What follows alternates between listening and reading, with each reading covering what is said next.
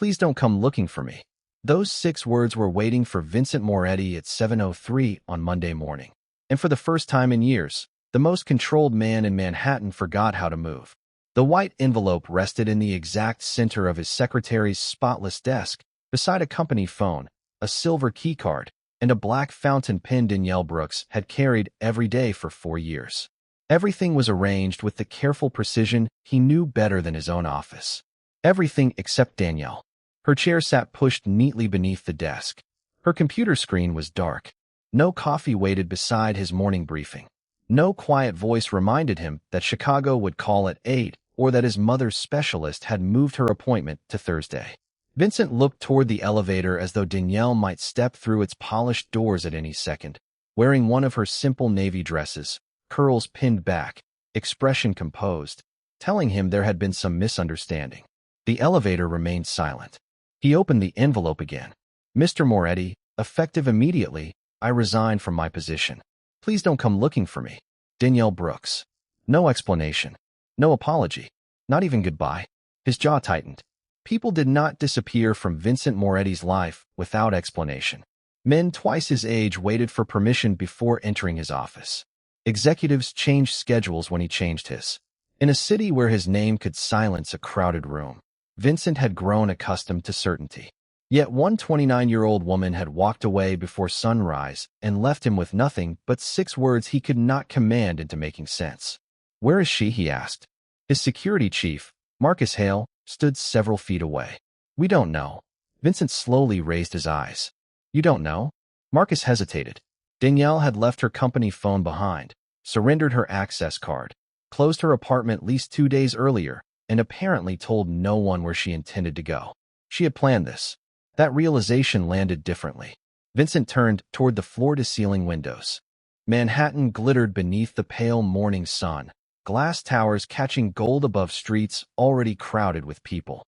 Normally the view reminded him how much control he possessed. This morning it only reflected an empty desk behind him. Then he noticed something beside Danielle's monitor. A small ceramic mug he had seen 1,000 times without truly seeing it. For faded words were printed across the side. Choose people, not power. Vincent stared at them longer than he wanted to admit. A memory surfaced from Friday night. Danielle standing beneath the chandeliers at the Moretti Foundation Gala, holding a velvet jewelry box containing the engagement ring Vincent intended to give another woman. Her face had been perfectly calm when he told her. Make sure everything is perfect. Danielle had looked at him for one strange, suspended second before answering. Of course, Mr. Moretti. He had returned to his guests. She had disappeared before midnight. Now Vincent understood that something had ended in that moment. He simply didn't know what. He folded the resignation letter once and slipped it into his jacket. Find her, he said. Marcus glanced at the note in his hand. She specifically asked you not to. Vincent's eyes returned to the empty chair. For reasons he could not explain, that absence felt larger than the entire office. I know, he said quietly. And that was precisely why he needed to understand why Danielle Brooks had vanished from his life. For 4 years, Danielle Brooks had known Vincent Moretti's life better than he did, and until her chair sat empty, he had never understood how much of his world had quietly rested in her hands. She arrived every morning at 6:40, 20 minutes before anyone else on the executive floor, carrying a canvas tote bag and coffee from the little shop on Lexington Avenue. By 7, Vincent's schedule was reorganized, messages prioritized, meetings confirmed, and every problem that could reach his desk had already passed through Danielle first. She knew which investors required patience and which ones respected brevity. She knew Vincent hated meetings after 6 p.m. but would make exceptions for his mother. She knew he drank coffee black on ordinary mornings and added sugar when he had slept fewer than 4 hours. Vincent had never told her that. Danielle simply noticed. That was what she did. She noticed everything. 3 years earlier, when his mother underwent surgery, Danielle quietly cleared 48 hours from his calendar before he even asked. When his niece turned 8, Danielle placed a wrapped astronomy set in his office because she remembered the girl loved planets. Vincent signed the card and received all the gratitude. Danielle never corrected anyone. Once, during a winter storm that buried Manhattan beneath nearly a foot of snow, she remained at the office until almost midnight because a delayed contract needed revisions before morning. Vincent had walked past her desk, stopped, and said, "You're still here?" Danielle had looked up from her laptop with tired eyes and answered, "So are you." He almost smiled.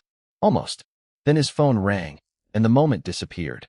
There had been hundreds of moments like that, small enough for Vincent to ignore and important enough for Danielle to remember. Now, sitting alone behind his mahogany desk, Vincent began seeing them differently. Her handwriting covered the margins of his calendar. Her labels organized the files along his shelves. Even the framed photograph of his mother had been repaired by Danielle after the backing came loose. She had been everywhere without demanding space anywhere. Marcus entered shortly after noon carrying a thin folder. "We checked the usual places." Vincent looked up immediately. And nothing. Her apartment is empty. Utilities were canceled Friday. She withdrew her personal belongings from storage Saturday morning. Vincent's expression hardened. So she planned this before the gala. "Looks that way." Marcus placed the folder down. Vincent opened it and found routine employment records, emergency contacts, payroll information, documents he could have requested at any point during the past 4 years. His eyes stopped on one line. Date of birth, October 14th. Vincent stared at it. Danielle had worked for him through 4 birthdays. He could not remember acknowledging one. Yet every November, without fail, she reminded him to send flowers to his mother. The imbalance suddenly felt embarrassingly clear. His phone buzzed. A message from Evelyn Whitmore appeared across the screen, asking whether the engagement announcement should be moved to Wednesday. Vincent read it without answering. His gaze drifted toward Danielle's empty desk beyond the glass wall. Friday night returned to him again. Chandeliers, champagne, polished marble, Danielle holding that velvet ring box while conversations about his future passed around her as though she were furniture. He remembered her smile now. Professional, controlled, painfully polite. He had mistaken composure for indifference. "Marcus," Vincent said, "there's something we missed." Marcus waited. Vincent closed the folder slowly. For the first time, his voice carried no command, only realization. "I never asked her why she stayed." His eyes settled on the empty chair. "And I never noticed when she decided she couldn't anymore." Friday night had looked perfect from across the ballroom, which was exactly why Danielle Brooks had found it so difficult to breathe. The Moretti Foundation Gala filled the top floor of a Fifth Avenue hotel with crystal chandeliers, white roses, soft piano music, and nearly 300 guests dressed as though disappointment had never touched their lives. Danielle moved through them with a tablet pressed against her side, checking names, adjusting schedules, solving problems before anyone realized they existed. She had spent 6 weeks building this evening for Vincent. Every place card, every speech, every carefully timed entrance had passed through her hands. Even the engagement ring waiting inside a dark blue velvet box had been chosen with her help. Evelyn prefers emerald cuts, Vincent had told her 2 weeks earlier without looking away from his laptop. Danielle had paused for half a second. What budget? Whatever it takes. 3 words. That was all. She had found the jeweler, scheduled the private appointment, arranged the insurance, and collected the finished ring herself. Now that same box rested in her palm, while Vincent stood 20 feet away beside Evelyn Whitmore, daughter of a powerful Manhattan real estate family. Evelyn was elegant, composed, and perfectly suited to the future everyone expected Vincent to choose. Danielle told herself that should make things easier. It didn't. "You have it?" Vincent asked when he approached. Danielle held out the box. "Everything is ready." His dark eyes studied her briefly. "You look tired." The observation almost made her laugh. For years of remembering his life, protecting his time, anticipating his needs, and this was the night he finally noticed her face. "Long week," she said. Vincent nodded toward the ballroom. After tonight, things settled down. Danielle knew they wouldn't. After tonight would come engagement dinners, photographers, family meetings, wedding planners, guest lists. And she would organize all of it. She would spend months arranging the future of the man she had quietly fallen in love with while pretending that standing beside him was enough. "Make sure everything is perfect," Vincent said. Danielle looked at him then, really looked at him. At the charcoal tuxedo, she had sent back twice until the tailor corrected the shoulders. At the cuff links his mother had given him, which Danielle had reminded him to wear. At a man whose smallest preferences she could recite from memory, while he probably could not name her favorite restaurant. Something inside her became unexpectedly still. Of course, Mr. Moretti. Vincent took the ring and walked away. Danielle watched him cross the marble floor toward Evelyn as applause began gathering around them. She did not cry. She did not make a scene. She simply stepped into the service hallway, where the music softened behind heavy doors, and removed the company phone from her pocket. For months, she had kept an unfinished resignation letter in her drafts, opening it on difficult nights and closing it again before courage could become action. This time, she read it once. Then she pressed send to her personal email.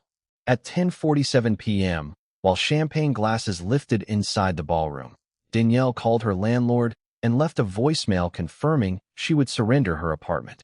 At 11:12, she booked a moving van for Saturday morning. At 11:36, she returned to the ballroom for one final check. Vincent was surrounded by guests. Evelyn's hand rested beside the glittering ring. Nobody noticed Danielle standing near the doorway. Nobody except Vincent. Their eyes met across the room. He gave her a small nod, the familiar signal that meant everything was under control. Danielle returned it with the professional smile she had perfected over 4 years. Then she turned away, already knowing she would never sit behind that desk again.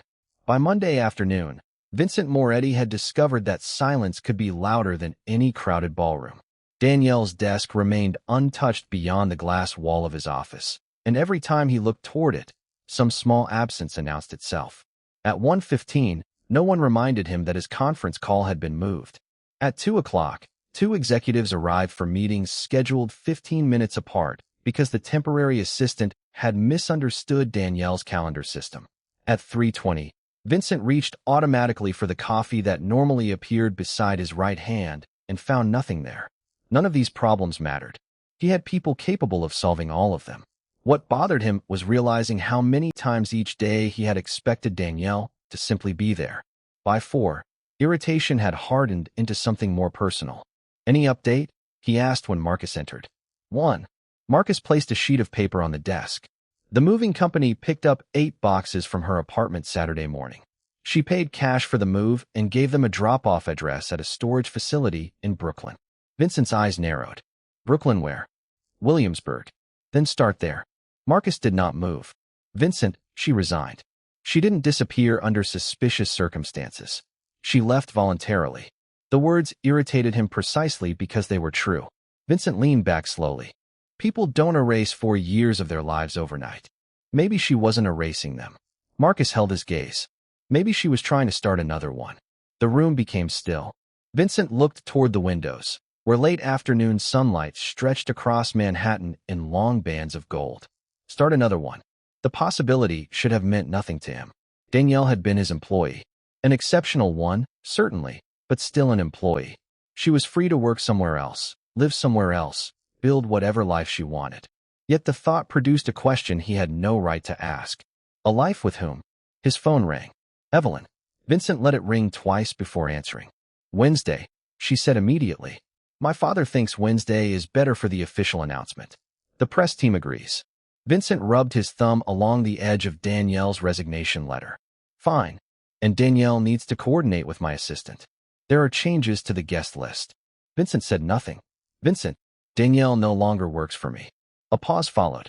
She quit. Evelyn sounded surprised for perhaps 2 seconds. Well, replace her. Someone from the agency can handle it. Replace her. The phrase settled heavily in the room. Vincent ended the call soon afterward, but the words remained. At 5:30, the temporary assistant brought him a stack of files Danielle would normally have organized by urgency. Vincent opened the first one and found a handwritten note tucked inside. His mother's cardiology appointment. Thursday, 10:30 a.m. Don't let him cancel again. Danielle's handwriting. Even while planning to leave, she had made sure his mother would not be forgotten. Vincent closed the file. For 4 years, Danielle had protected pieces of his life he had been too busy to notice. And when she finally asked for one thing, not to be followed, his first instinct had been to ignore her. That realization stopped him. Cancel the search, he told Marcus when he called. There was silence on the line. You're sure? Vincent looked at the white envelope in his hand. Yes. He ended the call and remained alone as daylight faded beyond the windows. For nearly an hour, he convinced himself that respecting Danielle's decision was the end of it. Then, at 7:18 p.m., His phone lit up with a message Marcus had sent before receiving the order. One address had surfaced from the Brooklyn storage paperwork. Beneath it were 5 words that changed Vincent's expression completely. Emergency contact, Ethan Cole. Relationship, family. Vincent stared at the name, realizing with uncomfortable clarity that after 4 years beside Danielle Brooks, he had no idea who Ethan Cole was. Vincent told himself he drove to Brooklyn because unanswered questions created vulnerabilities, but the excuse began falling apart somewhere across the Williamsburg Bridge. Manhattan's towers disappeared behind him beneath a cold evening sky, and the farther his black sedan traveled from Moretti headquarters, the harder it became to pretend this had anything to do with business. He had canceled the search. He had ordered Marcus to leave Danielle alone. Yet at 8:06 p.m., Vincent was parked across from a narrow brownstone on a quiet tree-lined street, staring at warm light glowing behind second-floor windows. He had come alone. No driver. No assistant. No carefully prepared explanation for why a man who controlled nearly every hour of his life had crossed the East River because one woman had asked him not to follow her. The address matched the emergency contact record. Ethan Cole. Vincent looked at the building and felt ridiculous. He could negotiate multi-million-dollar agreements without raising his voice, but he could not decide whether to cross 30 feet of pavement and knock on Danielle's door. Then the front door opened. Vincent stopped breathing. Danielle stepped outside wearing jeans, white sneakers, and a rust-colored sweater he had never seen before. Her curls were loose around her shoulders instead of pinned into the neat style she wore at the office. She carried no tablet, no company phone, no folders pressed against her chest. For the first time, Vincent saw Danielle without any evidence that she belonged to his world. She looked lighter. That disturbed him more than he expected. She descended the steps and glanced toward the street, smiling at something behind her. Vincent had seen Danielle smile thousands of times, but most of those smiles had been professional, measured, offered to clients who arrived late or executives who demanded impossible favors. This one reached her eyes. A man appeared in the doorway. Tall, casually dressed, perhaps a few years younger than Vincent. He called her name. Danielle turned. Whatever she saw on his face made her drop the paper bag in her hand. Oranges rolled across the sidewalk. Ethan. The name reached Vincent faintly through the closed car window. Danielle stood frozen for one heartbeat. Then she ran. Vincent's hand tightened around the steering wheel as she crossed the short distance and threw her arms around Ethan. The man caught her immediately, holding her close as Danielle buried her face against his shoulder. Vincent looked away. He did not know why. He had seen nothing inappropriate, nothing that should concern him, nothing that belonged to him in any possible sense. Danielle was free. He had reminded himself of that repeatedly. Yet watching another man hold her created an unfamiliar pressure beneath his ribs, sharp not because of what he saw, but because of everything he suddenly realized he had never known. Had Ethan been waiting for her all these years? Was this why she could leave so completely? Had Danielle spent 4 years returning home from Vincent's office to someone whose name Vincent had never bothered to learn? Across the street, Ethan said something that made Danielle laugh through what looked like tears.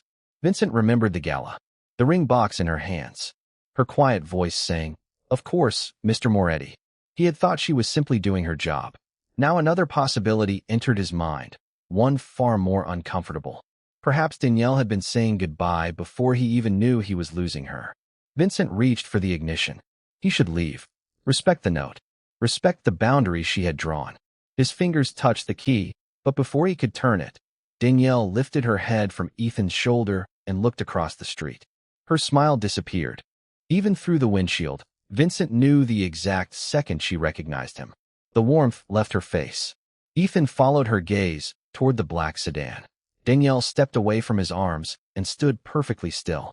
Vincent had spent years believing he could read her expressions. In that moment, he discovered how wrong he had been. She did not look frightened. She did not look guilty. She looked disappointed. Then Danielle crossed the street toward him. Danielle stopped beside the driver's door, but did not reach for the handle. Vincent lowered the window, and cold November air entered the car between them. For several seconds, neither spoke. Streetlights painted pale gold across the wet pavement, and somewhere behind Danielle, Ethan quietly gathered the oranges she had dropped. Vincent had faced rooms filled with powerful men without hesitation, yet under Danielle's steady gaze, Every explanation he had rehearsed during the drive suddenly sounded inadequate. "You asked me not to come looking for you," he said. Danielle's expression barely changed. "I did. I know. And you came anyway." There was no anger in her voice. Somehow that made it worse. Vincent stepped from the car, keeping several feet between them. "I needed to know you were all right." Danielle gave a small, tired smile. "You had 4 years to ask me that." The words landed cleanly. Vincent glanced toward the brownstone, then toward Ethan. "Is he why you left?" Danielle followed his eyes. For the first time, something like disbelief crossed her face. "Ethan, I saw you with him." And Vincent disliked how quickly the answer came. "And I'm trying to understand what changed." Danielle folded her arms against the cold. "Nothing changed overnight, Vincent." Hearing his first name from her should not have mattered. It did. For 4 years, she had called him Mr. Moretti in the office, sir when circumstances demanded formality, and almost nothing at all when silence was easier. Now his name sounded like a boundary. "You planned your departure before Friday," he said. "You closed your apartment. You arranged storage. You left your phone and access card. That doesn't happen because of one bad evening." "You're right." "Then tell me why." Danielle stared at him for a long moment. "Why does it matter?" Vincent opened his mouth, but she continued. "You have Evelyn. You have the engagement. You have the company, the foundation, the meetings, the dinners, the life I spent 4 years organizing for you. Everything is exactly where you wanted it. Except you." The words escaped before he could stop them. Danielle's eyes shifted. For one brief second, the composure cracked, but only slightly. "I was your secretary. You were more important than that." When her question was quiet, Vincent froze. Danielle stepped closer, not with affection, but with the calm certainty of someone who had finally stopped being afraid of the truth. "When was I more important, Vincent? When I remembered your mother's appointments. When I stayed late fixing schedules. When I spent 6 weeks planning the night you gave another woman a ring." "Danielle," no, her voice remained soft. "You came here because you saw me in someone else's arms, and suddenly you need answers." Vincent looked toward Ethan again. Jealousy was too simple a word for what he felt, but he could no longer deny its presence. Danielle saw it anyway. She had always seen him too clearly. "Why does it matter who holds me now?" she asked. "When you never noticed how long I stood beside you." The street seemed to go silent. Vincent had no answer. Behind her, Ethan reached the bottom step but stopped, giving Danielle space. Vincent noticed the familiarity between them and felt the same uncomfortable question return. "Are you with him?" Danielle stared at Vincent, then slowly shook her head. "That question tells me you still don't understand why I left." She turned toward the brownstone. Vincent spoke before she could walk away. "Then help me understand." Danielle stopped. Her shoulders rose with one measured breath. When she faced him again, there were tears in her eyes, but her voice was steady. "Ethan is my younger brother, Vincent." The jealousy vanished beneath immediate shame. Danielle glanced toward Ethan, whose expression had softened. "He's been away for almost 3 years. Tonight was the first time I've held my brother since he came home." Vincent said nothing. Danielle met his eyes one last time. "I didn't leave because there was another man." Her voice dropped almost to a whisper. "I left because somewhere along the way, I realized I had built my entire life around a man who never really saw me." Vincent did not follow her when she turned toward the brownstone. That alone surprised Danielle. The man she had known for 4 years solved resistance by applying more pressure, answered uncertainty by gathering more information, and treated closed doors as temporary inconveniences. But this time he remained beside his car beneath the amber streetlight, silent as Danielle walked back toward Ethan. Halfway up the steps, she heard Vincent say her name. "Not Brooks. Not Miss Brooks. Danielle." She stopped but did not turn. "I'm sorry," he said. The words sounded unfamiliar in his voice, almost unfinished. Danielle closed her eyes for a moment. "I know you are." Then she went inside. Vincent drove back to Manhattan alone, but Danielle's words traveled with him. "I built my entire life around a man who never really saw me." At 10:14 p.m., he entered his penthouse and found exactly what he had always believed success was supposed to look like: polished stone, dark walnut, museum-quality paintings, windows overlooking miles of Manhattan lights. Nothing was out of place. Nothing felt like home. His phone displayed 12 missed messages, including 3 from Evelyn about Wednesday's engagement announcement. He ignored them and opened Danielle's personnel file instead. This time, he did not search for addresses. He searched for the woman he had failed to know. Howard University, Business Administration, Scholarship Recipient, Volunteer Coordinator at a Queen's Literacy Program. Emergency Contact, Ethan Cole, younger brother. Vincent stopped. Different last names. Something else he had never asked about. The next morning, Danielle sat across from Ethan at a small kitchen table in Brooklyn while sunlight warmed the chipped yellow cabinets around them. Ethan had returned after nearly 3 years working overseas with an international education nonprofit, and Danielle had spent months counting down the days without telling anyone at Moretti headquarters. So that was him, Ethan said, stirring sugar into his coffee. Danielle looked down. That was Vincent. Ethan studied his sister carefully. The Vincent. She gave him a warning glance. Don't. I'm not judging you. There's nothing to judge anymore. But her voice betrayed her. Ethan reached across the table. You didn't quit because I came home. Danielle shook her head. You coming home reminded me I still had a life outside that office. She looked toward the window. Do you know I missed your last 2 birthdays because Vincent needed me at events? I missed Thanksgiving with Aunt Rochelle because a client moved a meeting. I kept telling myself it was temporary. And then, Danielle's expression softened with sadness. Then I was standing at that gala holding his engagement ring, and I realized I was helping him build a future where I would always be standing 3 steps behind him. Across Manhattan, Vincent sat in the same office where Danielle had spent 4 years anticipating his every need. At 9:02, Evelyn entered without an appointment. We need to finalize tomorrow. Vincent looked at the engagement announcement on his desk. For years, he had made decisions by asking what strengthened the Moretti name, protected the organization, satisfied expectations. He had never asked what kind of life those decisions created. There won't be an announcement tomorrow, he said. Evelyn stared at him. Excuse me. Vincent removed the engagement ring from his desk drawer and placed the velvet box between them. His voice remained calm. I agreed to something because it made sense on paper. That wasn't fair to you. Evelyn's face changed as understanding arrived. This is about your secretary.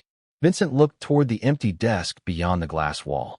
No, he said after a long silence. This is about realizing I've spent years confusing what is useful with what is valuable. By noon, the engagement was over. Yet Vincent felt no relief, because for once he understood something power could not fix. Ending the wrong future did not entitle him to Danielle's. And across the city, Danielle was finally beginning to build one that belonged entirely to her. 3 days passed before Vincent contacted Danielle again, and this time he did something that would once have seemed impossible to him. He asked permission. The message arrived Thursday morning while Danielle sat at Ethan's kitchen table reviewing applications for executive positions at 2 nonprofit organizations. It contained no demands, no address, no expectation that she rearrange her day around his. I owe you a conversation. If you're willing, I'll meet wherever you choose. Danielle read the message twice before setting down her coffee. At 4 that afternoon, she chose a quiet cafe near Prospect Park, nearly 7 miles from Vincent's office and firmly outside the world where his name usually opened doors. He arrived 5 minutes early and alone. No driver waited outside. No assistant carried his phone.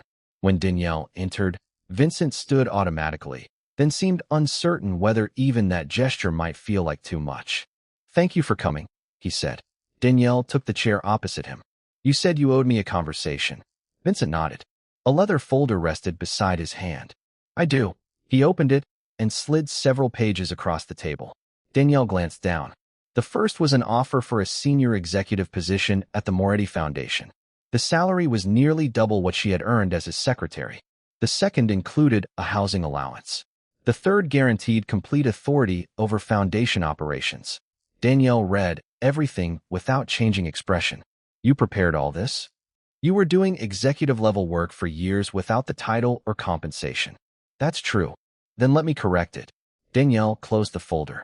No, Vincent blinked. It was not the answer he expected. The position would be independent. You wouldn't report directly to me. No, then name the position you want. Danielle looked at him steadily. You still think this is a negotiation? The cafe seemed quieter around them. Vincent leaned back. I'm trying to make things right. With money. With recognition. Recognition that arrived after I left. Her words were calm, but they carried 4 years behind them. Vincent looked down at the papers. The apartment is optional. The salary can be adjusted. Danielle almost smiled, but there was sadness in it. Vincent, listen to yourself. He stopped. You found a problem, so you built a package to solve it. More money, more authority, better title, a nicer apartment. Those are good things, but they aren't what I asked from you. Then what do you want? The question came quietly. Danielle held his gaze. For once, she could see no strategy behind his eyes. No command. Just a man confronting something he could not purchase, schedule, or control. Nothing. Vincent's expression shifted. Nothing. That's why I'm finally free. The words settled between them. Danielle pushed the folder gently back across the table. I spent 4 years measuring my days by what you needed. If you were tired, I changed the schedule. If you were worried about your mother, I handled the office. If you needed me at midnight, I stayed. And I kept telling myself that being needed was close enough to being valued.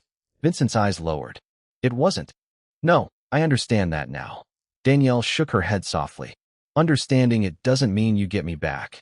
Vincent looked at her again, and something in him finally surrendered, not to defeat, but to truth. You're right.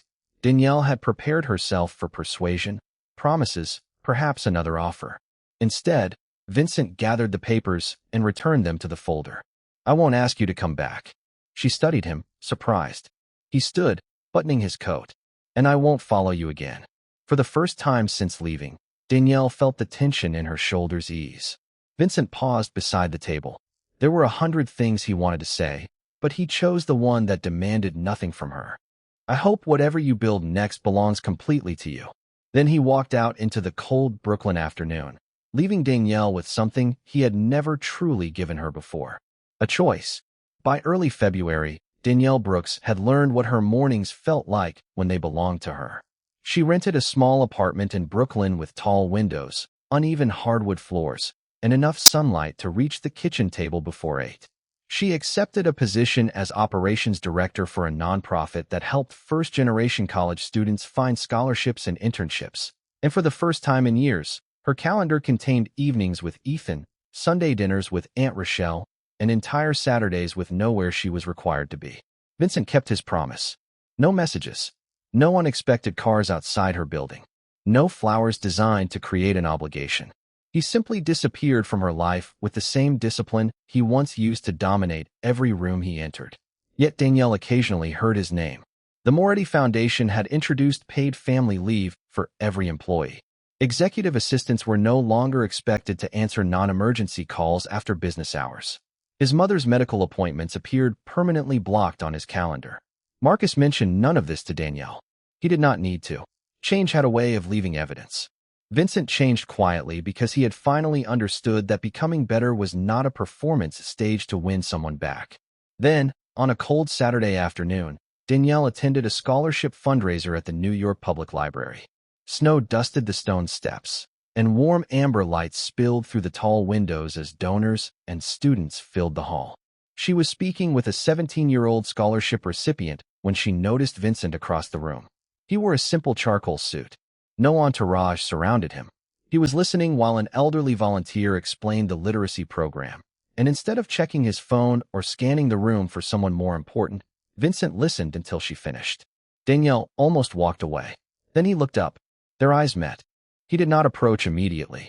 He waited. That small act told her more than any apology could have. Danielle excused herself and crossed the marble floor. Hello, Vincent. Danielle. His smile was restrained, almost uncertain. You look well. I am. He nodded, and she could see that the answer pleased him even though he had no place inside it. I heard about your new position. I love it. I'm glad. Silence settled between them, but it was different now. Neither was employer nor employee.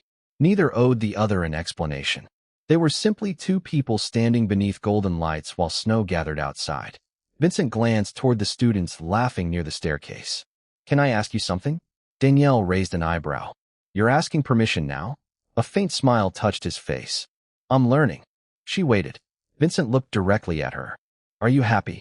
Of all the questions he could have asked, Danielle had not expected that one. Not whether she missed him. Not whether she was seeing someone. Not whether she regretted leaving. Are you happy? Danielle looked around the hall at the students whose futures she now helped shape, then through the windows at the city beyond them. Yes, she said. I really am. Vincent nodded slowly. Good. And he meant it. He began to step away, but Danielle surprised them both. Vincent, he turned. Would you like coffee sometime? For a moment, the man who could negotiate almost anything simply stared at her. Coffee. Just coffee. His expression softened. I'd like that. Danielle smiled. Then I'll call you. Vincent did not ask when. He did not reach for his phone. I'll wait. Danielle watched him walk away, understanding that the man before her was not entitled to a second chance simply because he had changed. But perhaps change had made a new beginning possible.